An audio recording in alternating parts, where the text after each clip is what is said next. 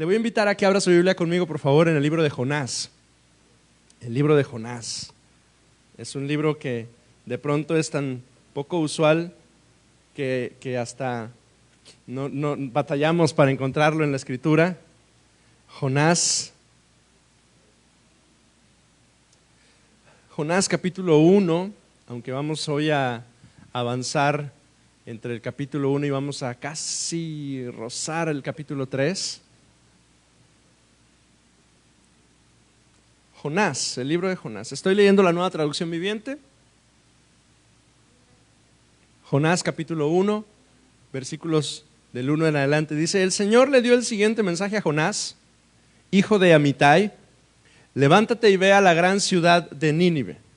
Pronuncia mi juicio contra ella, porque he visto lo perversa que es su gente. Entonces Jonás se levantó y se fue en dirección contraria para huir del Señor. Descendió al puerto de Jope, donde encontró un barco que partía hacia Tarsis. Pagó su pasaje, subió a bordo y se embarcó rumbo a Tarsis con la esperanza de escapar del Señor. Wow, hace un par de semanas iniciábamos esta ruta a través del libro de Jonás, ¿verdad? Y decíamos algunas cosas respecto del libro de Jonás que quiero simplemente mencionar. Este es uno de los más apasionantes relatos que encontramos en el Antiguo Testamento. Todos estamos familiarizados con él. De alguna manera hemos escuchado un poquito acerca de él. La mayoría estamos enfocados en el capítulo 1 y un poquito en el inicio del capítulo 2. Hoy vamos a leer el salmo que Jonás declara, ora o compone, o no sé qué decir de ese salmo. Pero algunos detalles que hemos hablado acerca del libro. A Jonás lo ubicamos como un profeta que es mencionado en la Biblia en 2 ocasiones. Se menciona en el libro uno de los libros históricos, en el libro de los Reyes, y se menciona también en su libro que lleva su nombre, el libro del profeta Jonás. Asumimos, por esta mención en el libro de los Reyes, asumimos que Jonás es un profeta cuyo ministerio profético se desarrolló entre el 820 y el 780 antes de Cristo en la nación de Israel. Ahora, tengan un poquito de paciencia con esto, pero Jonás es profeta a la nación de Israel y quiero que me pongan mucha atención en esto, porque hay un momento de la historia en la que la nación ya no es una, son 2. Después del reinado de Salomón, justo cuando muere el gran rey Salomón, del cual todos hemos oído y al cual todos hemos leído, porque muchos de los proverbios son de él.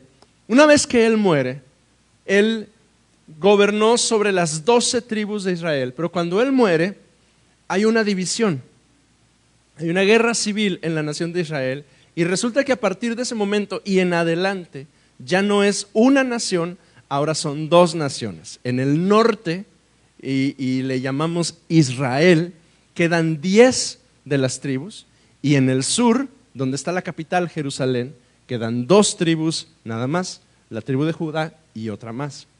Entonces, Jonás le está profetizando a los que están en el norte, ¿sí? A la nación de Israel, cuya capital es Samaria, y que cuando usted y yo leemos su historia, especialmente en el libro de los Reyes, siempre nos vamos a encontrar que fue una nación que estuvo lejos del Señor. Prácticamente todas las referencias de la nación de Israel, cuya capital era Samaria, después del 931 a.C., prácticamente todas sus referencias son negativas.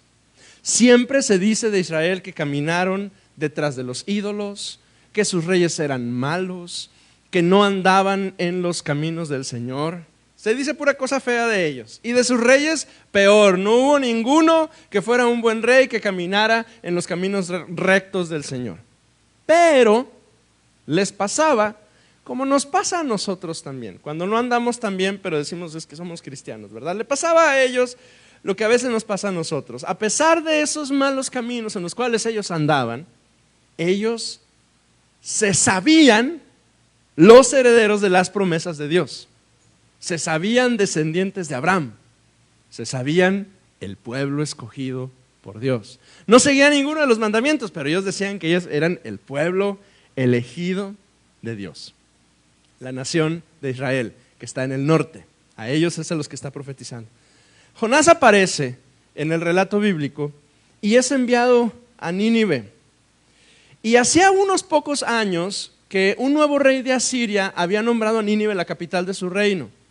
Y los primeros versículos del libro de Jonás nos dicen mucho. Jonás se levantó y se fue en dirección contraria, dice, para huir del Señor. Pero la pregunta que quiero abordar el día de hoy con usted resuena en mi mente y estoy seguro que también en la suya en algún momento. Y quisiera hoy tratar de responder por qué Jonás no quiso ir a Nínive. ¿Por qué Jonás no quiso ir a Nínive? Hoy quiero explorar las posibles motivaciones de Jonás e identificarnos con ellas, porque al final del día Jonás es un personaje histórico, ¿sí? Pero su ejemplo y su experiencia nos sirven a usted y a mí para identificarnos y para distinguir que de la misma manera como Jonás estaba luchando con un montón de pensamientos e ideas que lo llevaron a tomar decisiones no muy acertadas, de la misma manera usted y yo de pronto luchamos con casi esas mismas inquietudes. Lo que pasa es que no nos metemos a un barco rumbo a Tarsis, que si no algunos de nosotros ya hubiéramos terminado en el estómago de un pez, ¿no es cierto? Pero logramos distinguirnos en él y quiero explorar esas motivaciones, identificarnos con ella, distinguir qué era lo que Dios quería trabajar en el corazón de Jonás y al darle esta vocación, este llamado a Nínive, entender por qué se resistió tanto. La primera idea que viene a mi mente es la más simple, la más obvia, ¿no? Por desobediencia. ¿Qué significa ser desobedientes? El ser humano es desobediente por naturaleza. Mira lo que dice Tito 1, versículo 16, dice, tales personas, hablando Tito de las personas que no habían conocido a Cristo, tales personas afirman que conocen a Dios, pero lo niegan con su manera de vivir. Son detestables y desobedientes y no sirven para hacer nada bueno. Pablo está haciendo una descripción de aquellos que no conocen a Cristo y los está mencionando en Tito y toma una cualidad particular. Dice son detestables y desobedientes. ¿Sabe? Usted y yo no nos gusta, ¿verdad?, ser señalados, pero si somos muy francos, somos desobedientes. No nos gusta obedecer. Nos gusta lo contrario, ¿verdad? Nos gusta dar órdenes, nos gusta ser honrados, nos gusta indicar y que otros hagan lo que nosotros decimos, eso sí nos gusta. Pero cuando leemos la Escritura nos damos cuenta que obedecer es un aprendizaje constante. Oiga, la Biblia dice de hecho en Hebreos que hasta el Señor Jesús dice, aprendió obediencia, que es una cualidad que se debe aprender. Incluso cuando lidiamos con nuestros pequeños y quienes tenemos niños chiquitos lo distinguen, ¿verdad? Es sencillo que obedezcan. No, ¿verdad? Es terrible. A nuestros niños les cuesta aprender a obedecer. Y entonces en ese proceso en el cual estamos, esa tormenta llamada paternidad, estamos metidos algunos de nosotros, ¿verdad? En estos primeros años. El proceso de entender la manera de disciplinar a nuestros hijos y por el rostro de algunos que tienen hijos ya grandes parece como que la tormenta no se acaba, ¿verdad? Ese proceso de aprendizaje, ¿verdad? Para instruirles, para dirigirles, para caminar junto con ellos y que puedan obedecer indicaciones, es complejo. Obedecer instrucciones es difícil. Obedecer al Señor también lo es. Cuando Dios de pronto nos da una indicación, cuando Dios de pronto se presenta con nosotros y nos dice, esto es lo que quiero que hagas, obedecer al Señor también es difícil. De hecho, obedecer al Señor es hasta costoso. Cuesta obedecer al Señor. De pronto Él nos llama, nos invita, nos llama a participar en en su proyecto, ¿no? Llegamos a Cristo y de hecho, cuando usted llega a Cristo, y algunos de ustedes, mis hermanos, se encuentran en ese proceso, algunos ya hace muchos años que lo experimentaron. Pero llegamos a Cristo y estos primeros momentos de nuestra vida en Cristo son como que luz viene a nuestra vida, ¿verdad? Y entonces logramos distinguir muchas cosas que como que no están muy en orden en nosotros, y a la luz de la Escritura de pronto nos damos cuenta que hay cosas que tenemos que cambiar. Y entonces vamos caminando poco a poco en este proceso de vivir este nuevo estilo de vida del reino de Dios, ¿verdad? Y es gozoso, pero no siempre es tan sencillo. Pregúnteselo a un hombre o a una mujer que durante toda su vida han consumido alcohol y de pronto llegan a Cristo y tienen la convicción de que deben de dejarlo. Le pongo una todavía más difícil porque sé que se lucha más con ese. Pregúnteselo a una mujer o a un hombre que toda la vida ha consumido tabaco y llega a Cristo y de pronto tiene la convicción de que tiene que dejarlo. Pregúntele a él o a ella si es fácil, ¿verdad? Y estamos hablando de cosas así sencillas, ligeras, ¿verdad? De esas convicciones que golpean nuestro corazón cuando recién llegamos a Cristo y empezamos a tratar de vivir una vida cristiana. En un inicio somos llamados a dejar la vida mundana, ¿verdad? Así le llamamos. Y en esta semana uno de nuestros hermanos nos compartía que él, cuando llegó a Cristo, de pronto tuvo la convicción de dejar de escuchar música que no glorificara al Señor, y tenía muchos discos que él había comprado a lo largo de su vida y que tuvo la convicción de deshacerse de ellos, ¿verdad? Oiga, porque dar estos pasos de seguir al Señor pues es costoso.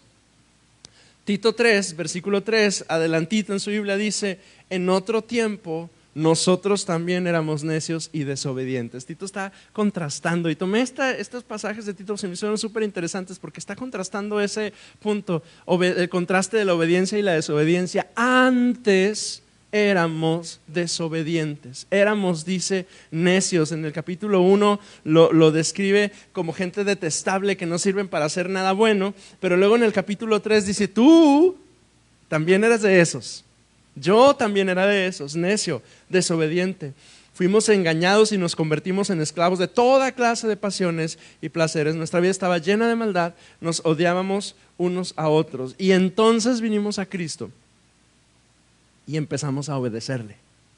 Dejamos nuestra vida de pecado e iniciamos algo que nosotros llamamos el proceso de santificación. Proceso que se va cumpliendo, a través del cual vamos siendo afinados día a día, y todos en alguna manera, en algún grado, cada uno de nosotros nos encontramos en algún momento así. Pero, y este es mi punto, pero de pronto, y en ese proceso de santificación, de trabajo de Dios, de purificación, que tú estás en él, o sea, tranquilo, tranquila, tú estás en ese proceso. Pero de pronto sucede que Dios viene y te llama. De pronto sucede que Dios viene y de alguna manera, no sé cómo, cada uno lo va a vivir de una forma diferente, pero de pronto Dios se acerca contigo y te dice: qué bueno que estás en el proceso, qué bueno que has dejado el pecado, qué bueno que has avanzado, qué bueno que ya no eres detestable y necio, ahora eres obediente y entendido, ¿verdad? Estoy usando las palabras de Tito. Pero entonces llega el punto en el que el Señor viene contigo y te dice: ahora quiero que me sirvas sopas. Y algunos, como yo, decimos: pues yo estaba muy a gusto deshaciéndome de pecados y de cosas, no me interesa nada de eso, Señor. No, quiero que me sirvas. Un día, y ese día, amado, amada, llega, si no le ha llegado todavía, va a llegar. Y algunos de nosotros ya lo hemos experimentado, ¿verdad? Un día el Señor nos llama a servirle de alguna manera. Nos da una encomienda. Y cada uno de nosotros tenemos una encomienda particular, pero todos nosotros como iglesia tenemos una en especial, ¿verdad? Que está en Mateo 28 y en Marcos 16. Id por todo el mundo y predicar el evangelio. Y entonces un día, en algún momento de nuestra vida cristiana, recibimos una invitación a participar de alguna manera en un ministerio, en una iniciativa de ayuda, en una institución, en alguna clase de voluntariado, esas invitaciones que son retadoras y que nos remueven el piso y que son al final del día oportunidades que Dios ha puesto delante de nosotros para crecer, para avanzar, para madurar. Pero por alguna razón, muchos de nosotros, cuando Dios pone esa oportunidad delante de nosotros, nos rehusamos y decimos, no. Metemos el freno de mano de pronto y decimos, no, ¿verdad? Nos rehusamos. Muchos hemos enfrentado eso. Quiero leerle Deuteronomio 28:1, escúchelo. Si realmente escuchas al Señor tu Dios y cumples fielmente todos estos mandamientos que hoy te ordeno, el Señor tu Dios te pondrá por encima de todas las naciones de la tierra. Es una condición que Dios le pone a sus hijos, el obedecer para entonces recibir su bendición. Y Dios eventualmente va a estar trabajando eso en nosotros en un mayor nivel y en un mayor nivel y cada vez más. Hay una bendición especial de Dios al obedecer en esas oportunidades, en esas invitaciones, en esos retos o en esos llamados que Él hace en nuestras vidas. Cuando Dios presenta delante de ti esa oportunidad de que le sirvas, cuando Dios se presenta delante de ti y te dice, Tomás, Hugo, Gadiel, Rosario, ven, quiero que hagas esto conmigo. Es una oportunidad que Él presenta delante de nosotros y obedecerla trae una bendición a nuestras vidas. Nos coloca en el lugar de su bendición. Y cosas suceden alrededor de nosotros cuando nosotros damos esos pasos de obediencia a nuestro Dios. Porque Dios siempre va a poner nuevas oportunidades para obedecerle y servirle delante de nosotros. En muchas ocasiones ni siquiera tenemos que ir a buscar alguna parte. Él se encarga a veces de traer a la persona delante y decirte, aquí está Almanza, entiende que esto es lo que tienes que hacer. De hecho, es parte del crecimiento cristiano. De tiempo en tiempo, cuando Él sabe que necesitamos madurar y crecer, nos va a lanzar llamados especiales, invitaciones a participar en sus planes.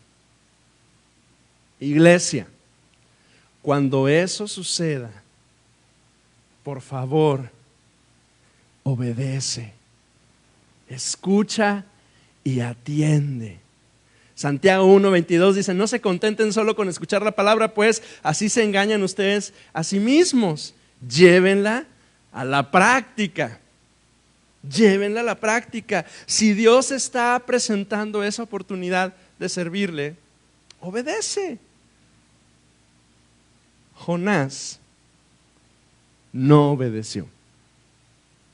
Se presenta delante de él un llamado específico de Dios, que de acuerdo a lo que dice el capítulo 1, levántate y ve a Nínive, aquella gran ciudad, y pregona contra ella. Creo que la Nueva Traducción Viviente, que era la que estábamos leyendo al principio, dice, pronuncia mi juicio contra ella, porque he visto lo perversa que es su gente. Parece que la indicación de Dios para Jonás es, ve y habla juicio por las cosas malas que ellos han hecho. Pero Jonás dice, huyó. No solo no atendió, bueno, sí escuchó lo que tenía que hacer, pero conscientemente agarró camino y se fue a otra dirección. Pues la primera opción por la cual Jonás no quiso ir a Nínive entonces es simple desobediencia. Pero hay una segunda opción por la cual me gustaría que la exploráramos hoy. Razón por la cual Jonás no quiso ir es por orgullo. Ahora déjeme explorar esta posibilidad, el orgullo. Jonás era israelita. Jonás era israelita y no cualquier israelita. Jonás era un profeta del Señor, distinguido y reconocido como un siervo del Señor. Era uno del pueblo escogido de Dios y es llamado a ir a una ciudad pagana y a hablar la palabra del Señor a un lugar de perdición.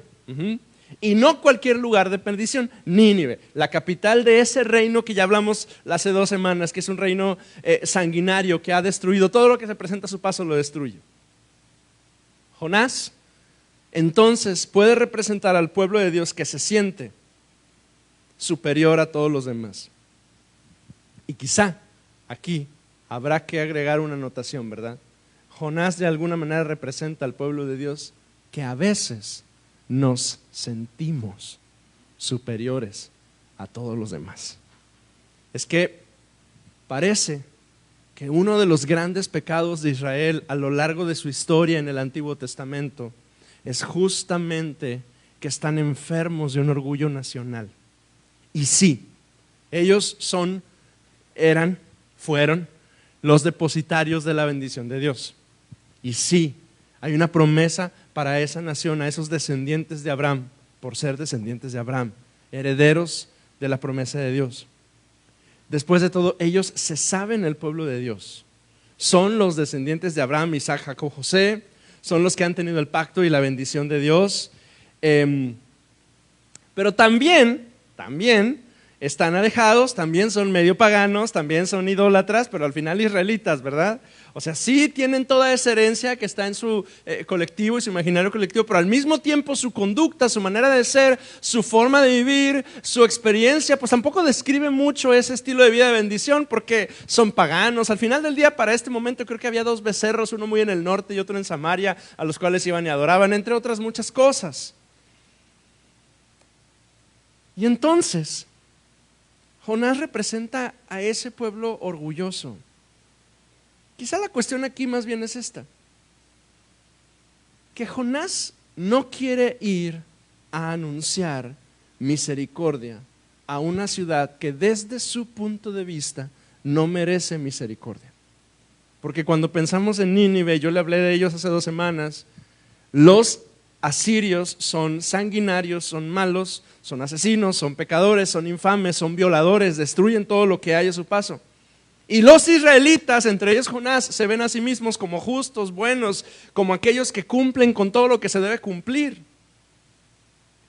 Y entonces, ¿cómo nosotros, los más santos del mundo, vamos a ir y vamos a anunciar misericordia a aquellos fuchifeos, si nosotros somos los escogidos y aquellos son los malos del cuento? Orgullo es el exceso de estimación hacia uno mismo y hacia los propios méritos por los cuales la persona se cree superior a los demás. Y es que el orgullo, amados, amadas, es terrible. El orgullo puede ser tan terrible que me hace creer que no solo que soy mejor que otros, sino en última instancia que soy mejor que Dios al afirmar quién merece y quién no merece la misericordia. Jonás tiene un llamado a ir a anunciar arrepentimiento a Nínive, pero decide conscientemente no hacerlo. Y mire, sígame en esta idea: cuando yo me pongo en el papel de decidir a quién compartir de la misericordia de Dios y a quién no, me estoy haciendo a mí mismo como Dios, poniéndome en una posición muy peligrosa. Cuando yo decido a quién compartirle gracia y a quién no, yo me estoy colocando en una posición muy peligrosa. ¿Y cuánto debemos cuidar el corazón para no permitir el orgullo en él? Todo, iglesia, todo nos llama al orgullo. Es uno de los pecados más sutiles y también más presentes en nuestro corazón. Porque miren, nuestras habilidades, nuestras capacidades, méritos, estudios, títulos, logros, hazañas, fácilmente alimentan nuestro corazón para que el orgullo florezca y se convierte en unos lentes gruesos, grandotes, que hacen que nuestra perspectiva de la realidad se altere terriblemente. Afortunadamente, sea que somos o desobedientes o orgullosos, Dios en su sabiduría, en su misericordia, Él tiene sus formas, ¿verdad?, de redirigirnos, de reencaminarnos a los lugares correctos, a sus propósitos. Versículo 15 del capítulo 1. Entonces los marineros tomaron a Jonás, yo sé, lo leímos hace 2 semanas, tomaron a Jonás, lo lanzaron al mar embravecido y al instante se detuvo la tempestad. Los marineros quedaron asombrados por el gran poder del Señor, le ofrecieron un sacrificio, prometieron servirle. Y verso 17, entre tanto, el Señor había provisto de un gran pez que se tragara a Jonás. Y Jonás estuvo dentro del pez durante 3 días y 3 noches. Y las palabras del versículo 17 me taladran la cabeza, porque esto no fue circunstancial, amados. O sea, no sucedió de la nada. Dice el versículo 17, Dios había provisto de un gran pez. Un pez, no sabemos qué pez era, probablemente haya sido un cetáceo, es una ballena, que lo devora sin digerirlo. Es una cosa milagrosa. Mire, el 12 de junio del 2021 la BBC lanzó un artículo y varias noticias internacionales que anunciaban una historia de un pescador en Estados Unidos, me parece que en Massachusetts, que fue tragado por una ballena durante un ejercicio de buceo. El tipo colectaba langostas. Y entonces él anda buceando por ahí tratando de colectar langostas, y entonces una ballena lo pesca y lo suelta y lo escupe. Aquí la cosa es que el artículo dice que el tipo quedó adentro de la ballena como 30, 40 segundos nada más, ¿sí? La escritura dice que fueron ¿cuántos días? Y 3 noches. 3 días, es una historia difícil de creer. Hay por ahí una historia que quién sabe si fue real, porque tienen muchas dudas al respecto, de un tipo también en 1890 y tantos, que por las Islas Malvinas, en el sur de Argentina, también supuestamente le encontraron un cetáceo ahí en el mar, bueno, en la costa, muerto, y lo abren y hay un hombre vivo ahí que está todo ciego, sin digerirse. Sea como sea, la escritura menciona este evento. Es una historia difícil de creer, pero la esencia de la historia es importante. Y la esencia de la historia, el día de hoy para mí, es que Dios, en su misericordia, se provee de los métodos que sean necesarios para volvernos a sus caminos. Síganme en esta idea. Hay ocasiones, amados, en que las tormentas llegan a nuestras vidas y nos golpean de maneras terribles, ¿verdad? Y nos destrozan, básicamente nos destrozan la vida. No tienen explicación, son aflicciones que llegan a nosotros, enfermedades, malos diagnósticos, cosas malas que nos suceden, y de muchas de ellas no tienen explicación. De hecho, alguna vez los discípulos se acercaron con Jesús y le dijeron, ¿quién pecó a sus padres? Y Jesús dijo, ni ni sus padres, para que la gloria de Dios se manifieste. O sea, hay cosas que vienen, que pasan. El mundo está roto, no hay mucha explicación, solo nos queda confiar que Dios está con nosotros y nos va a sacar de eso. Sí, por un lado. Pero hay ciertos momentos, iglesia, en los que estamos en medio de una tormenta y necesitamos ser muy francos con nosotros mismos para distinguir de dónde viene esa bendita tormenta. Y hay momentos, amados, en los cuales debemos ser honestos y distinguir que a veces, yo no estoy generalizando, y quiero que me siga con mucho cuidado en esto. Yo no estoy generalizando hoy que las tormentas son porque somos desobedientes. No, yo no estoy diciendo eso.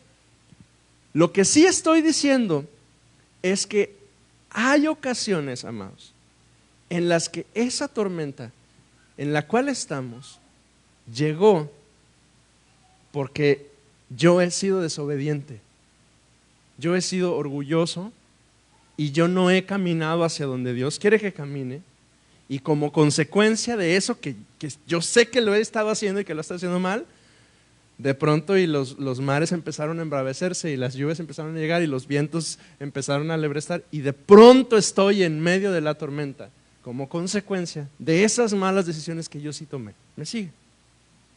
Y entonces,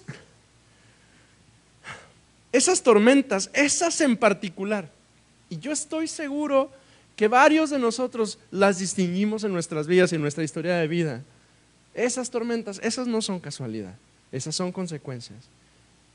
Y Dios nos llama o nos pide que seamos sabios y distingamos dónde estamos y por qué estamos ahí.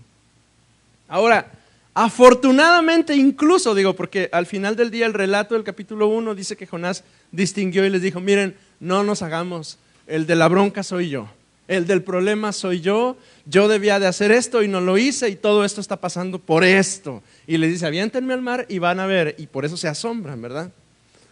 Afortunadamente, Dios, aún amada, en medio de esa tormenta, que en particular tiene como origen una cuestión de desobediencia, afortunadamente aún en eso Dios se provee. A veces de un pez que nos traga para luego escupirnos y volvernos al lugar de donde nunca nos debimos ir. Hay veces que los grandes peces solo son muestras de la gracia de Dios con nosotros, a través de los cuales Dios nos rescata para volver a sus caminos. La Escritura en el Nuevo Testamento le llama la multiforme gracia de Dios.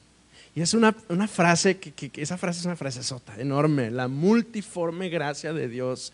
Porque la gracia de Dios tiene muchas formas, tiene muchas maneras de hacerse evidente. A veces es a través de tu papá o tu mamá que vienen y te abrazan y te sostienen. A veces es a través de algún desconocido que te dice algunas palabras que necesitabas escuchar. A veces es a través de una mujer que viene a tu encuentro y ora por ti. A veces es a través de esa ancianita a la cual fuiste y visitaste, y de la nada y sin razón y sin ella tener mucho va y te ofrenda y te da algo justo lo que tú necesitabas. A veces es un pez que te traga y al tragarte te salva la vida.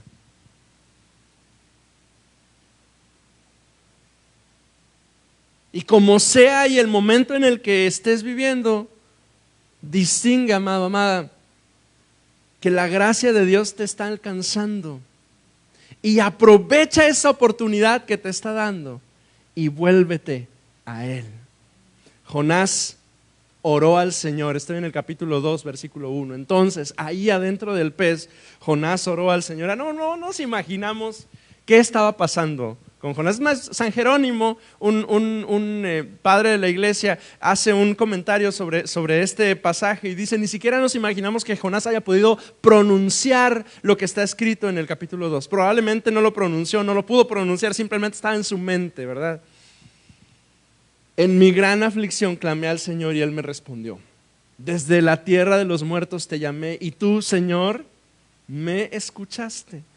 Me arrojaste a las profundidades del mar, me hundí en el corazón del océano, las poderosas aguas me envolvieron, tus salvajes y tempestuosas olas me cubrieron. Entonces dije, oh Señor, me has expulsado de tu presencia, aún así volveré a mirar hacia tu santo templo. Me hundí bajo las olas y las aguas se cerraron sobre mí, y las algas se enredaban en mi cabeza, me hundí hasta las raíces de las montañas, me quedé preso en la tierra cuyas puertas se cierran para siempre. Pero tú, oh Señor, mi Dios, me arrebataste de las garras de la muerte.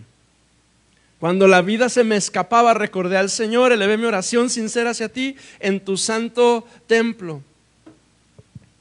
Los que rinden culto a dioses falsos le dan la espalda a todas las misericordias de Dios, pero yo te ofreceré sacrificios con cantos de alabanza, cumpliré mis promesas, pues mi salvación viene solo del Señor. ¿Cómo ora Jonás adentro de la barriga de un cetáceo? ¿Verdad? Pero además, conforme va avanzando esta oración, parece que al principio es clamor y es súplica y eventualmente se convierte en gratitud al Señor. El Señor, verso 10, entonces el Señor, que es misericordioso, que tiene control de los detalles, que hace cosas increíbles, dice, le ordenó al pez escupir a Jonás sobre la playa. Qué palabras de esperanza y qué confianza podemos tener aún cuando estamos dentro del pez. Y es que Dios tiene todo control y aún al pez lo manda a escupirnos. Y usted y yo hemos escuchado, y a lo mejor alguno de aquí lo experimentó, no lo sé, ¿no? Esos momentos en los que algunos de la gente que nosotros conocemos, ¿verdad?, se encontraban en prisión, perdidos, no había esperanza, no había abogado y lamentablemente la prisión en nuestro país es todo un tema, ¿verdad?, que no obedece ni siquiera a la justicia, más bien a las influencias. Y entonces Dios de ahí les rescata. Y quiero concluir el día de hoy.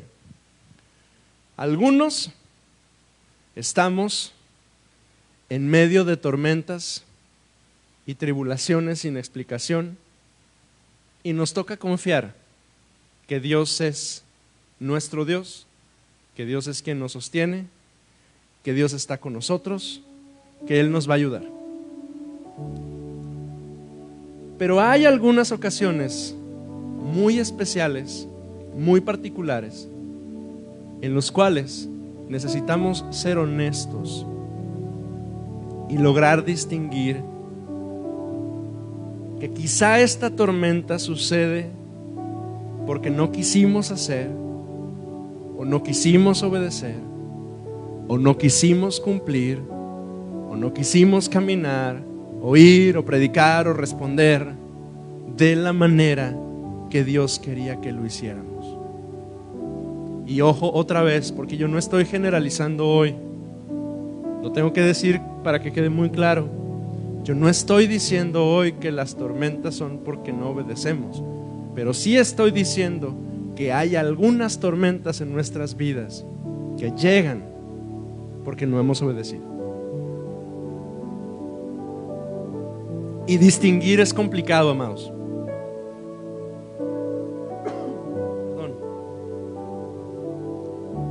Distinguirlo es complicado y exige un ejercicio de introspección honesto, y a menudo exige acercarnos con alguien más que nos conozca, a quien abrirle el corazón y decirle: no entiendo qué es lo que me está pasando, ayúdame. O venir con un consejero. A veces implica ir a terapia, que también está bien. A veces implica ir con alguien que ore por ti. En fin, las posibilidades son muchas. Distinguir es difícil. Lo bueno es que Dios siempre se encarga de recordarnos o poner a alguien cerca de nosotros que nos puede ayudar en el proceso para distinguir de dónde, benditos, viene esta tormenta. Pero iglesia, si la tormenta llega por no ir a Nínive, lo mejor que podemos hacer es encaminarnos hacia Nínive. Si la tormenta llega porque no estás haciendo lo que Dios te llamó a que hicieras, lo mejor que tú puedes hacer es voltearte y perfilarte y caminar hacia allá. Familia, que no tenga que venir una tormenta y un pez para que hagas aquello que Dios te llamó a hacer. Que podamos vencer la desobediencia y el orgullo y caminemos como al final del día tuvo que caminar Jonás. Porque con la ayuda de Dios la semana que viene vamos a hablar un poquito acerca de su llegada a Nínive. Pero oiga, no crea que el pez lo devolvió en Nínive.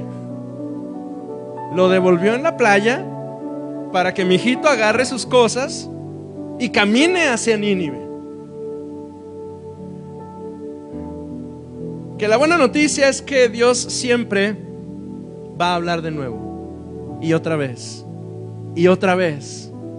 Porque mire, ya el pez llegó y lo escupe ahí, ¿verdad? Y el capítulo 3 versículo 1 dice: el Señor habló por segunda vez a Jonás. Oiga, es que esa frase, quienes hemos oído la voz de Dios y después de un tiempo dejamos de escucharla por habernos alejado del Señor, y después de un tiempo volvemos a escucharla, no hay cosa que se compare a eso. Yo no sé si a usted le ha pasado. Te alejaste, conocías al Señor, escuchabas su voz, distinguías su propósito, hasta profetizabas, ¿verdad? Y de pronto te alejaste del Señor y te perdiste, hiciste todo lo que quisiste, ¿verdad? Y entonces un día volviste a Cristo. Y si te pasó como a mí, luchaste, ¿verdad? Y decías: ay, Señor, tú antes me hablabas y ya no, y antes hacías y ya no. Y entonces un día la voz de Dios se volvió a escuchar en tu mente y en tu corazón. Es que el Señor es tan misericordioso que Él sigue hablando y te puede volver a hablar y te puede volver a usar y puede extender su gracia y su misericordia una vez más donde sea que hayas andado, incluso si estabas adentro de la panza de un pez apestoso. De ahí te saca y dice: el Señor habló por segunda vez a Jonás: levántate y ve a la gran ciudad de Nínive y entrega el mensaje que te he dado. Y el verso 3 dice: y esta vez Jonás obedeció el mandato del Señor y fue a Nínive, una ciudad tan grande que tomaba 3 días recorrerla toda. Incline su rostro conmigo. Señor, gracias por tu palabra,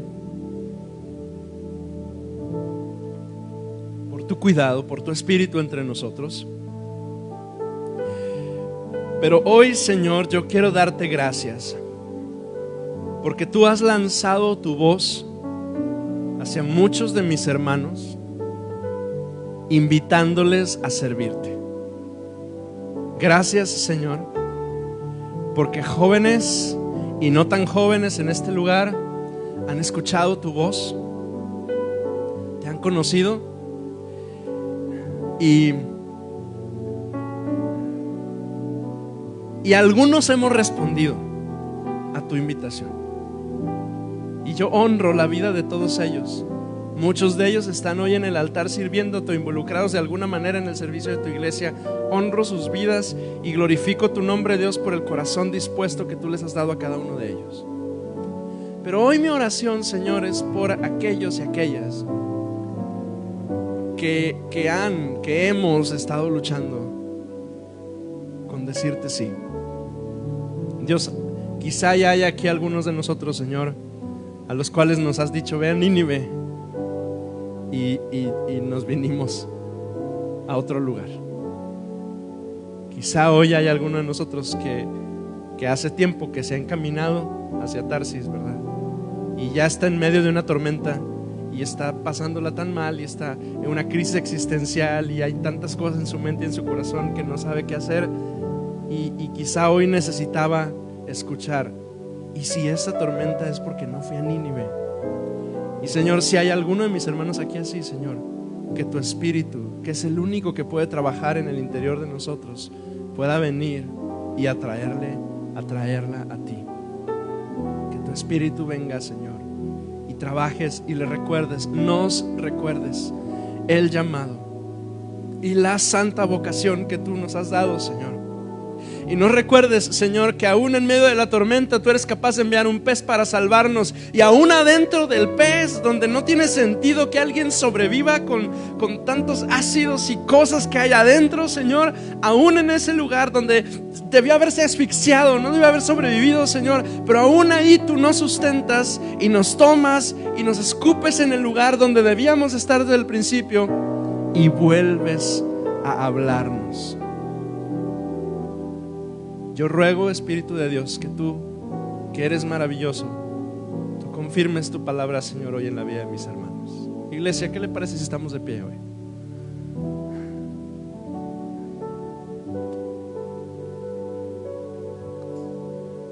Y yo sé que este es un mensaje como muy específico, estoy consciente, porque yo sé que muchos de nosotros probablemente no nos encontramos en ese momento. Pero yo siento en mi corazón que quizá aquí sí haya alguien que esté en ese momento. Así es que cierre sus ojos, por favor. Y vamos a decirle al Señor: Señor, aquí estoy, otra vez. Aquí estoy. Estaba encaminado hacia otro lugar, pero hoy distingo tu voz, tu llamado y la vocación, la invitación que tú me haces. Y vengo, Señor, a tu presencia y te ruego, Señor, que me restaures. Ayúdame, Señor. Algunos nos sentimos adentro del pez, asfixiados, ya cansados, pataleando para todas partes y no vemos la salida. Pero ese pez es tu gracia, Señor, que nos está guardando, nos está protegiendo, nos está preservando. Tu multiforme gracia que nos lleva al lugar en el que debemos estar para caminar hacia ti. Amado, amada, si usted está en ese proceso, dígale conmigo al Señor: Señor, yo confío en ti. Yo me suelto en tus brazos, confiando, Dios, que tú eres el que va a sostenerme, y que yo, Señor, que he recibido un llamado, que he recibido una invitación, que he recibido una vocación santa de tu parte, voy a responderte a ti, en el nombre de Jesús. Adoremos juntos al Señor, iglesia.